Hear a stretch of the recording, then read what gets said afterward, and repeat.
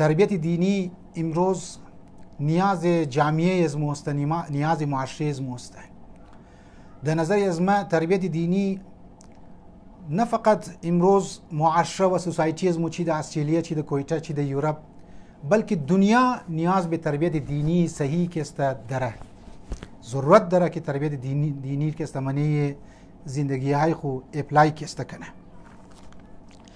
تربیت دینی و اقدارهای اخلاقی، اقدارهای اسلامی به تمام معنا، به صحیح معنا البته دقیق در منی زندگی های از مو شما باید اپلای شونه تا زندگی های از مو شما دایرکشن شی، سمت شی، در منی صراط مستقیم قرار بگیره. البته وقتی که ما معنای تربیت دینی رو میگم، معنای تربیت دینی از نگاه کربلا یا نکات تربیت دینی که از نگاه کربلا میگم، فقط معنایش اینیه که معنوی باشه یا دعا باشه، راز و نیاز کسته باشه، نه زنی من، بلکه نکات تربیتی کربلا در تمام عرصه های زندگی، در تمام فیلد های زندگی، در تمام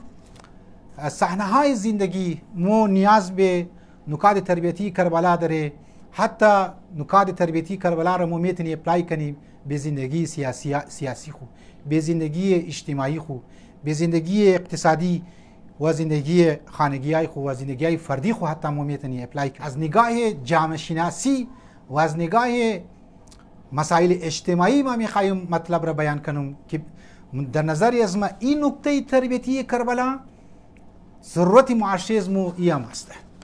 لذا معاشره از مو اگر نیاز به ازی داره که مو بری به سمت دعا، بری مو به سمت نماز، به سمت راز و نیاز، به سمت مناجات و راز خدا، راز و نیاز به خدا، ساتھ ساتھ مو ضرورت داره به تربیت دینی از نگاه جامعه شناسی و سوشل کسته مسائل. لذا امروز مطالبی که میخوایم از نگاه تربیت دینی کربلا میخوایم بیان کنم او ایه که مدیریت امام حسین و بحران های در او زمان، بحرانی که بود و امام حسین از بحران و کرایسیسی که استفاده کرد و کرایسیس را تبدیل کرد به یک اپورتونیتی، به یک فرصت، به یک مواقع خوب. ما میخوایم از این نگاه مطالب را بیان کنیم. وقتی که ما مسئله بحران و کرایسیس را لفظ که استعمال منم، یوز منم، معنیش است که مسائل سیاسی، مسائل فرهنگی، مسائل اجتماعی، مسائل اقتصادی، مسائل خانگی مومیتنی بحرانی که روبرو میشی، مومیتنی که مشکلاتی که روبرو میشی این را به یک فرصت که تبدیل کنی. علیه السلام در سرزمین کربلا که بحرانی در سرزمین کربلا از خاطر یزید و افواج روبرو شد، از این بحران به طور اتم و به طور کامل استفاده کرد و این بحران را تبدیل کرد به یک فرصت، به یک اپورتونیتی بسیار خوب. ابا عبدالله علیه السلام این بحران را تبدیل کرد. وقتی لفظ تربیت را که ما میخوایم بگم، معنای تربیت یعنی پرورش، معنای تربیت یعنی که مسلسل شما را تربیت کنه در مختلف عرصه های زندگی، در مختلف فیلد های زندگی، چی گفتم سیاسی بگر، چی اجتماعی بگر، چی خانگی بگر، چی زندگی فردی بگر، چی اقتصادی کسته بگر. مو نیاز به یک پرورش دهنده داره، مو نیاز به یک مربی داره. معنی ده که پروردگار عالم سوره حمد که ما میخوانی الحمدلله رب العالمین که خداوند تعالی گفته که حمد و سپاس از خدایی که رب العالمین است. همین یک نکته تفسیری در خدمت شما بگم. وقتی که ما سوره حمد را میخوانی در منی نماز میخوانی یا تلاوت قرآن که است، یک نکته تفسیری بسیار عمیق است، او که الحمدلله رب العالمین در حقیقت در جواب یک سوال مخفی است و الحمدلله رب العالمین به عنوان یک دلیل بیان شده در منی سوره. او ای است مفسرین ایرمگا آیت الله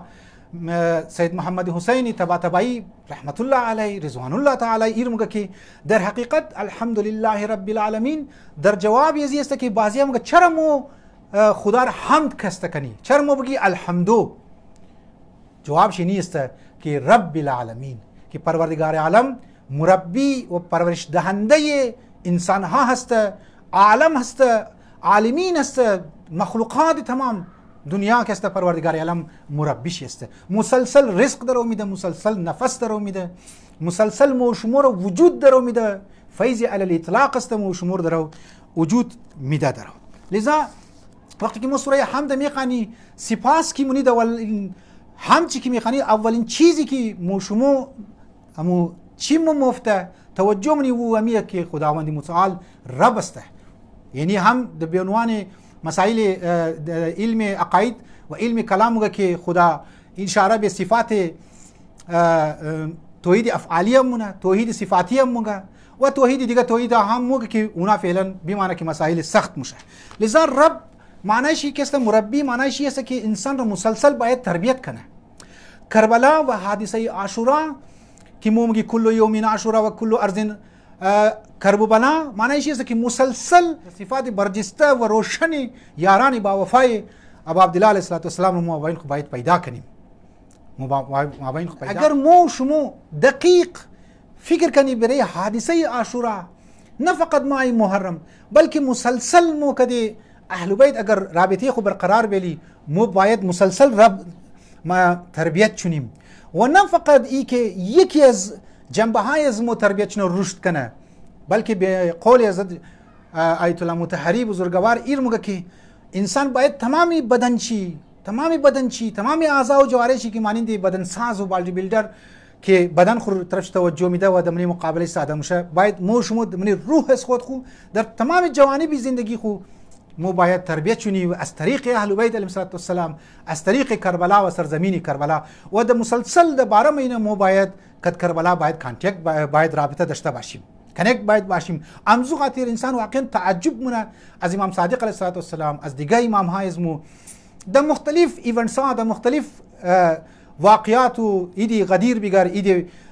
شبهای قدر بیگر شبهای جمعه بیگر مومینگنی که یک زیارت از ابا عبدالله علیه السلام منیشی بیان شده که ثواب داره مستحب است باید بخوانی. به خاطر چی؟ به خاطر همزی تربیت دینی کربلا نکات تربیتی کربلا باید موشمو کده زیادیسه باید کنیکت باید باشی رابطه که باید داشته باشیم.